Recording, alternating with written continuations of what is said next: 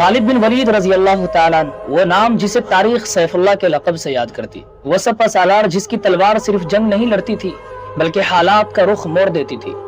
ابتدا میں وہ اسلام کے مخالف تھے، احد کے میدان میں مسلمانوں کے لیے آزمائش بنے، لیکن جب حق واضح ہوا تو وہی خالد رضی اللہ تعالیٰ عنہ اسلام کے سب سے بڑے محافظ بن گئے۔ یہی اصل جرأت، غلطی پر اڑ جانا نہیں بلکہ حق کو پہچان کر خود کو بدل دینا۔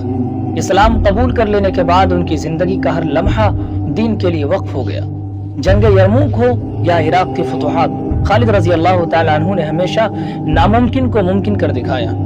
ایک موقع پر دشمن کی فوج تعداد میں کئی گنا زیادہ تھی، مگر خالد رضی اللہ تعالیٰ عنہ نے حکمت، حوصلہ اور ایمان کے ساتھ ایسی حکمت عملی بنائی کہ تاریخ حیران رہ گئی۔ ان کی سب سے بڑی جرأت کیا تھی؟ صرف تلوار چلانا نہیں بلکہ اللہ پر مکمل بھروسہ کرنا۔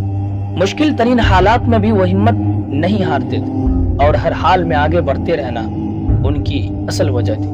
کہا جاتا ہے کہ خالد بن ولید رضی اللہ تعالیٰ عنہ کے جسم پر زخموں کے اتنے نشان تھے کہ کوئی جگہ خالی نہ تھی، مگر افسوس وہ شہادت نہ پا سکے۔ یہ بھی ایک سبق ہے کہ کامیابی صرف وہ نہیں جو ہم چاہتے ہیں بلکہ وہ ہے جو اللہ ہمیں عطا کرتا ہے۔ آج کے نوجوانوں، خالد کی زندگی ہمیں یہ سکھاتی ہے کہ جرأت صرف میدان جنگ میں نہیں بلکہ حق پر ڈٹ جانے میں، اپنے خوف کو توڑنے میں اور ناممکن کو چیلنج کرنے میں۔ اگر تم میں ایمان، عزم اور ہمت آ جائے تو حالات تمہیں نہیں بدلیں گے بلکہ تم حالات کو بدل دو گے۔ اور یاد رکھو، تاریخ ہمیشہ بہادروں کو یاد رکھتی ہے، اور خالد بن ولید رضی اللہ تعالیٰ عنہ جرأت کی وہ مثال ہے جو کبھی پرانی نہیں ہوتی۔